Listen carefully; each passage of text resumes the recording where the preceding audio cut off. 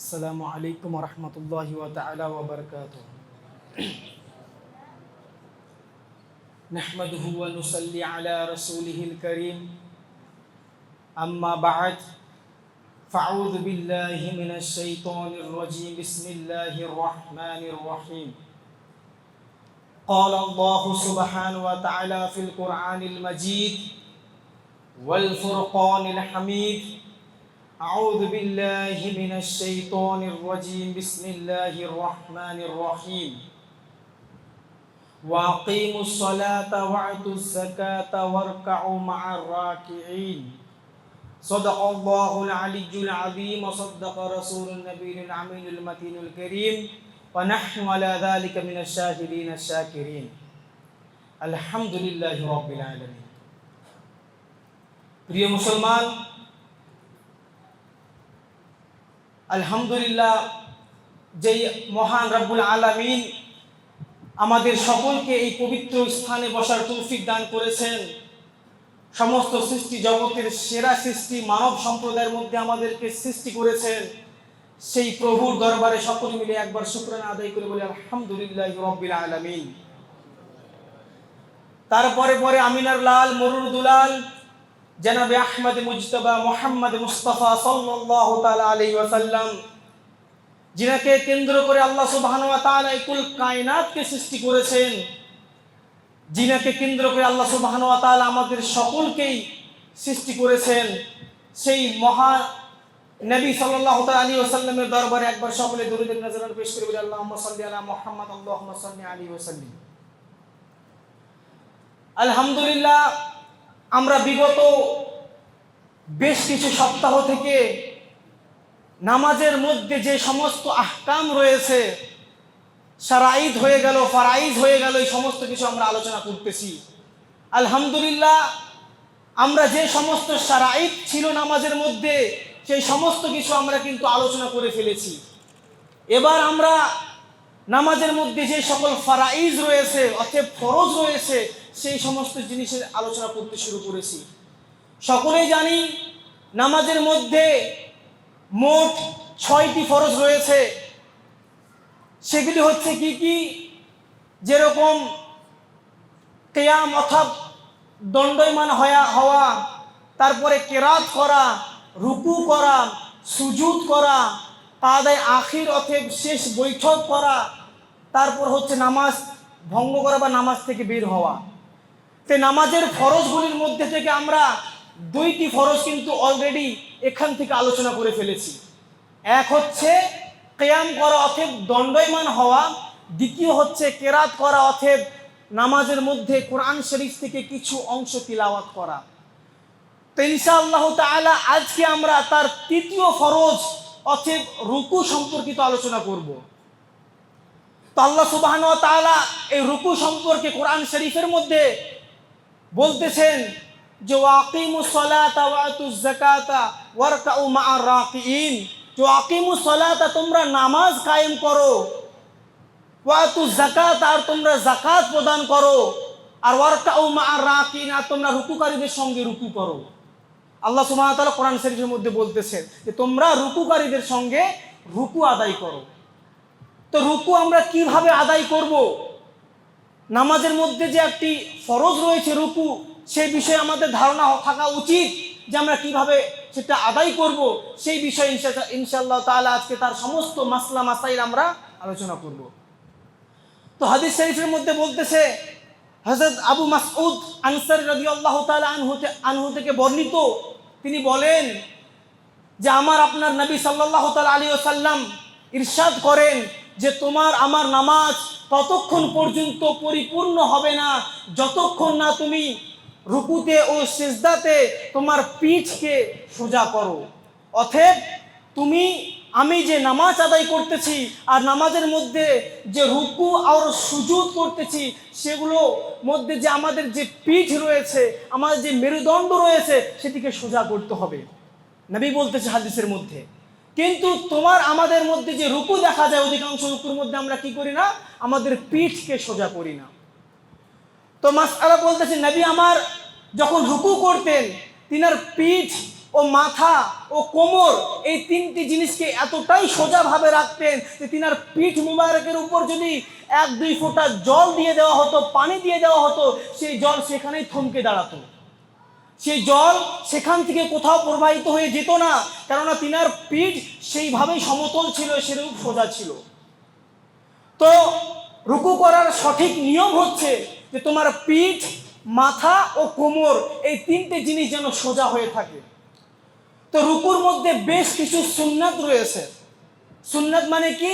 নবী আমার যেভাবে করে গিয়েছেন, সাহাবারা সেখান থেকে বর্ণনা করে আমরা সে হাদিস রূপে পেয়েছি, সেটাকে সুন্নাত। অতএব রুকুর যে সমস্ত সুন্নাত রয়েছে, সেই তার মধ্যে বিশেষ কিছু সুন্নাত হচ্ছে তাকবীরে তাহরিমা, অতএব আল্লাহু আকবার বলে রুকুতে যাওয়া। তারপরে হচ্ছে তোমার যে 2 হাত রয়েছে, এই হাত দ্বারা হাঁটুকে খুব শক্তভাবে ধরা। আমরা যে রুকুতে হাঁটুর মধ্যে হাত লাগাই, তো এতটা শক্তভাবে ধরতে হবে যাতে তোমার উপরে কোনো ভর দিলে, তোমার উপর যদি কোনো ভারী বস্তু রাখা হয়, তোমার হাত যেন সেখান থেকে স্লিপ না করে, সেখান থেকে সরে যেন না যায়। অতএব শক্ত করে তোমার হাত দ্বারা তোমার হাঁটুকে ধরতে হবে। তৃতীয় সুন্নাত হচ্ছে কি?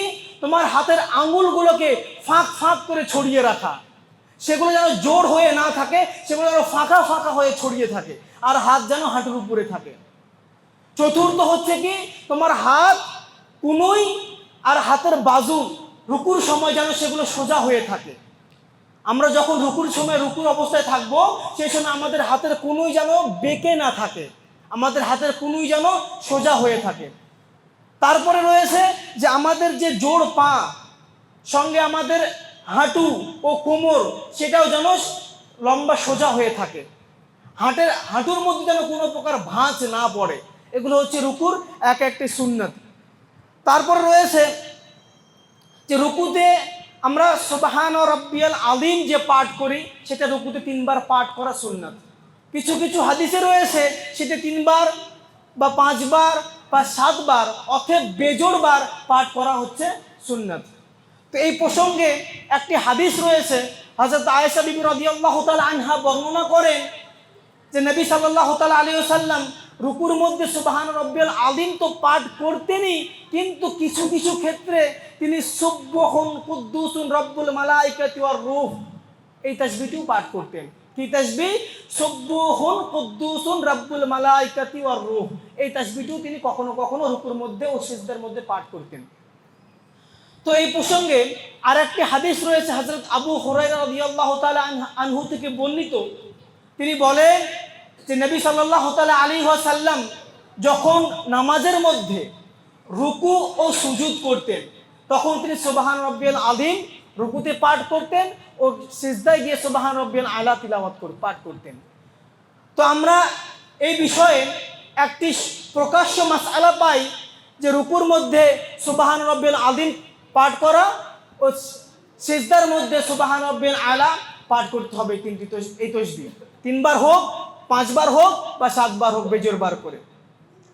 তো রুকু হচ্ছে নামাজের মধ্যে মোট হচ্ছে 3টি অংশ রয়েছে। 3টি অংশ হচ্ছে কি কি? প্রথম অংশ হচ্ছে কিয়াম করা অংশ। এই জিনিসটা কি একটু সর্বপ্রথম বলে দিতে চাই যে আমরা হচ্ছে নামাজে যে ইবাদত করি, আল্লাহ সুবহানাহু ওয়া তাআলার দরবারে যে আমরা দাঁড় হই, তিনার যে একটি দোয়ার মাধ্যমে বা নামাজের মাধ্যমে তিনার সঙ্গে একটা কি আমাদের মুমিনদের মেরাজ হয়। তো আমরা বান্দা হিসেবে যে আল্লাহ সুবহানাহু ওয়া তাআলার সম্মুখে যে একটি আদবের সহিত দাঁড় হচ্ছি, এটা হচ্ছে নামাজের মধ্যে প্রথম অংশ। দ্বিতীয় অংশ কি? যে বান্দারা বুঝিয়ে দিচ্ছেন যে আল্লাহ, তোমার বান্দা তোমার থেকে চাওয়ার সময় এতটাই ঝুঁকে যেতে পারে যে সে রুকুর অবস্থা, অর্থাৎ তার মাথাকে ঝুঁকিয়ে দিচ্ছে। এটা হচ্ছে নামাজের দ্বিতীয় অংশ। আর তৃতীয় অংশ কি? যে বান্দারা এখান থেকেই তারা থেমে যাচ্ছে না, স্টপ হচ্ছে না, তারা তার প্রতিপালকের থেকে চাওয়ার জন্য এতটাই নিজেকে ঝুঁকিয়ে দিচ্ছে যে তার মাথা মোবারক, তার পেশানি, তার কপাল একদম জমিনের সঙ্গে, মাটির সঙ্গে সংস্পর্শে নিয়ে আসছে, যাকে আমরা সিজদা বলি। এটা হচ্ছে নামাজের তৃতীয় অংশ। তো এই যে 1 অংশ, 2 অংশ, তৃতীয় অংশ, এই 3টি অংশ দ্বারা একটি বান্দা বা একটি মানব তার আল্লাহ, তার প্রতিপালকের কাছে নামাজ পড়ে তার প্রতিপালককে রাজি করার চেষ্টা করে, এমনকি তিনার থেকে, প্রতিপালকের থেকে সে দোয়া আরজি করে যেন সে পরবর্তীকালে নাজাত পেতে পারে। এটি হচ্ছে নামাজের তিনটি অংশের বৈশিষ্ট্য। তো নামাজের মধ্যে যে রুকু, সেই রুকু বিষয়ে মাসআলা মাসাইল কি বলতেছে, যে রুকু কাকে বলে। তো রুকু হচ্ছে এটাই যে আমরা কিয়াম থেকে যখন বের হয়ে আমাদের দুই হাতখানা হাঁটুতে স্পর্শ করিয়ে দিই, তারই নাম হচ্ছে রুকু। আর এটা হচ্ছে রুকুর সর্বনিম্ন স্তর, যেটাকে বলা হয় ফার্স্ট ক্লাস, মানে প্রথম স্তর। এটা হচ্ছে রুকুর প্রথম স্তর, যে আমরা কিয়াম থেকে বেরিয়ে গিয়ে আমাদের দুই হাতকে হাঁটুর মধ্যে যখন স্পর্শ করিয়ে দিব, এটা হচ্ছে রুকুর প্রথম স্তর। আর রুকুর পরিপূর্ণ স্তর হচ্ছে এটাই যে তোমার পিঠ, কোমর ও মাথা এই তিনটি একদম সুন্দরভাবে বরাবর হয়ে থাকবে, এটা হচ্ছে রুকুর পরিপূর্ণ স্তর। এখন কোনো ব্যক্তি রয়েছে যে সে বাতের ব্যথা, কোমরের ব্যথার কারণে সে পরিপূর্ণভাবে হালতে পারে না, তো তার জন্য মাসআলা রয়েছে, সে যেন রুকুর যে প্রথম স্তর, অর্থাৎ তার হাত দুইখানা বাড়িয়ে হাঁটু পর্যন্ত স্পর্শ করলেই তার রুকু আদায় হয়ে যাবে। তারপরে মাসআলা কি বলতেছে, যে অধিকাংশ ব্যক্তি দেখা যায় যখন বৃদ্ধ হয়ে যায়, অতএব তার বয়ঃসন্ধি কাল পার হয়ে বৃদ্ধাংশ যাকে বলা হয়, সেই এজে সে পা রাখে, তখন তার কোমর অটোমেটিকলি হেলে যায়, তার মেরুদণ্ড সোজা হয়ে থাকে না, মেরুদণ্ড কিন্তু হেলে যায়। তো সে ব্যক্তির জন্য রুকুর মাসআলা কি রয়েছে। তো শরীয়ত বলতেছে যে ব্যক্তির মেরুদণ্ড এতটাই হেলে যাবে যে সে রুকু করলো কি না করলো সেটা বোঝা যায় না, তো সেই ব্যক্তির জন্য মাথা দ্বারা ইশারা করলেই কিন্তু রুকু হয়ে যাবে। অতএব তার কোমর তো হেলে গেছে, তার মাথাটা যদি সে একটু হালিয়ে দেয় জমিনের দিকে, মাটির দিকে, তাহলেই তার রুকু কিন্তু আদায় হয়ে যাবে। এটাই হচ্ছে সে ব্যক্তির জন্য মাসআলা। তারপরে মাসআলা রয়েছে যে আমরা যে রুকুতে যাই, রুকুতে গিয়ে আমাদের যে ভারসাম্য, আমাদের যে বডি ব্যালেন্স, সেটাকে কিন্তু বজায় রাখতে হবে। অতএব আমরা যেন তাড়াহুড়ো করে রুকুতে না যাই, অতএব তাড়াহুড়ো করে রুকুতে গেলাম আর সেখান থেকে আমরা পড়ে গেলাম বা কোনো দুর্ঘটনা ঘটতে পারে। তো শরীয়ত এর মাসালা কিন্তু কখনোই আমাদের হুকুম দেয়নি। যে শরীয়ত বলতেছে যে তোমরা সুন্দরভাবে ধীর স্থিরভাবে রুকুতে যাও, সেখানে গিয়ে কোনো প্রকার তাড়াহুড়ো করো না, সেখানে গিয়ে 3 বার সুবহান রাব্বিয়াল আযীম বা 5 বার বা 7 বার যতটা তোমার দ্বারা সম্ভব ততটা পাঠ করেই তবে তুমি রুকু থেকে দাঁড় হও। আর রুকু থেকে দাঁড় হওয়ার সময় সামি আল্লাহু লিমান হামিদা যে ইমাম সে পাঠ করবে, আর মুক্তাদিরা রাব্বানা লাকাল হামদ পাঠ করবে। অতএব যদি কোনো ব্যক্তি রুকুতে গিয়ে তাড়াহুড়ো করে, তো তার জন্য মাসআলা কি রয়েছে। তো এই প্রসঙ্গে আমার আপনার নবী সাল্লাল্লাহু তাআলা আলাইহি ওয়াসাল্লাম হাদিস শরীফের মধ্যে বর্ণনা করেন যে তিনার সামনে এক ব্যক্তি নামাজ আদায় করছিলেন। নবী আমার বলেন তিনার সামনে এক ব্যক্তি নামাজ আদায় করছেন, আর সে ব্যক্তি রুকু তাড়াহুড়ো করে আদায় করতেছে। তো নবী আমার তৎক্ষণাৎ সে ব্যক্তিকে হুকুম দেয়, হে ব্যক্তি, হে আমার সাহাবী, তুমি তোমার নামাজ আবার পুনরায় আদায় করো। সে ব্যক্তি আবার পুনরায় নামাজ আদায় করে। তো সে ব্যক্তি আবারও রুকু তাড়াহুড়ো করে আদায় করে। তো নবী আমার তিনাকে আবার বলে যে তুমি নামাজ আবার পুনরায় আদায় করো। এইবার এমন করে 3 বার সে ব্যক্তি নামাজ আদায় করে, তারপরেও তার নামাজ সঠিক হয় না। তো সেই ব্যক্তি নবীর কাছে আরজ করে, ইয়া রাসূলুল্লাহ, ইয়া হাবিবাল্লাহ, নবী গো, আমার ভুলটা কোথায়, দয়া করে আমাকে আমার ভুল স্মরণ করিয়ে দিন, আমাকে শিখিয়ে দিন। তো নবী বলতেছে তোমার নামাজ তো ঠিক হচ্ছে, কিন্তু তোমার রুকু ঠিক হচ্ছে না। তো সেই সাহাবী বলে, কেন ইয়া রাসূলুল্লাহ, আমার রুকু কেন ঠিক হচ্ছে না। তো সে নবী আমার বলে যে তুমি রুকুর মধ্যে তাড়াহুড়ো করে রুকু করতেছো, অতএব তুমি রুকু এতটাই তাড়াতাড়ি করে করতেছো, এতটাই তার মধ্যে দ্রুত করতেছো যে তুমি রুকুর মধ্যে তুমি নিজেকে স্থির রাখতে পারতেছো না। অতএব যতক্ষণ তুমি না রুকুতে গিয়ে নিজেকে স্থির বোধ করবে, নিজেকে কমফোর্টেবল বোধ করবে, ততক্ষণ পর্যন্ত তোমার রুকু কিন্তু আদায় হবে না। অতএব নিজেকে স্থির বোধ করে, কমফোর্টেবল বোধ করে তারপরেই সেখান থেকে তোমাকে কিয়ামের জন্য উঠে দাঁড়াতে হবে। এটাই হচ্ছে শরীয়ত মাসআলা দিচ্ছে। তো এই রুকু হচ্ছে নামাজের 3য় ফরজ। নামাজের 4র্থ ফরজ হচ্ছে সুজুদ করা। তো ইনশাআল্লাহ তাআলা আমরা সেই প্রসঙ্গে সামনের সপ্তাহে আলোচনা করব। আমরা এতক্ষণ পর্যন্ত যে নামাজের ফরজের মধ্যে যে প্রথম ফরজ, দ্বিতীয় ফরজ ও তৃতীয় ফরজ আলোচনা করেছি, আপনারা সকলেই এই ফরজগুলো মেনে এর প্রতি আমল করার চেষ্টা করবেন। আর এগুলো আপনারা শিখতেছেন, এগুলো অপরকেও শেখানোর চেষ্টা করবেন। কেননা আল্লাহ সুবহানাহু ওয়া তাআলার নবী বলতেছেন যে ব্যক্তি অন্য কোনো এক ব্যক্তিকে কোনো ভালো কাজের আদেশ দিল বা কোনো ভালো কাজ করানোর শিক্ষা দিল, আর সে ব্যক্তি যদি সেই কাজ করে ফেলে, তাহলে সে ব্যক্তি যে করলো তার সমতুল্য সওয়াব যে ব্যক্তি বলল সে ব্যক্তিও পাবে। অতএব আমাদের সকলের জন্য জরুরি যে আমরা যা শিখেছি, যা জানি, সেটা অপরকেও শেখানোর জন্য। তো সকলে আমরা নিজে আমল করব, অপরকেও আমল করার চেষ্টা করব। আর আপনারা যারা এই ভিডিও অনলাইন থেকে দেখতেছেন, সোশ্যাল মিডিয়া থেকে, ফেসবুক থেকে অথবা ইউটিউব প্ল্যাটফর্ম থেকে, আপনাদেরও কর্তব্য যে এই ভিডিও আপনাদের বন্ধু বান্ধবদের মধ্যে শেয়ার করে তাদেরকেও এই প্রসঙ্গে জ্ঞান অর্জন করার চেষ্টা করিয়ে দিবেন। তো এই বলে আমি আমার সংক্ষিপ্ত বক্তব্য ইতি করছি। ওয়া আখির দাওয়ানা আলহামদুলিল্লাহ। আসসালামু আলাইকুম ওয়া রাহমাতুল্লাহি ওয়া বারাকাতুহু।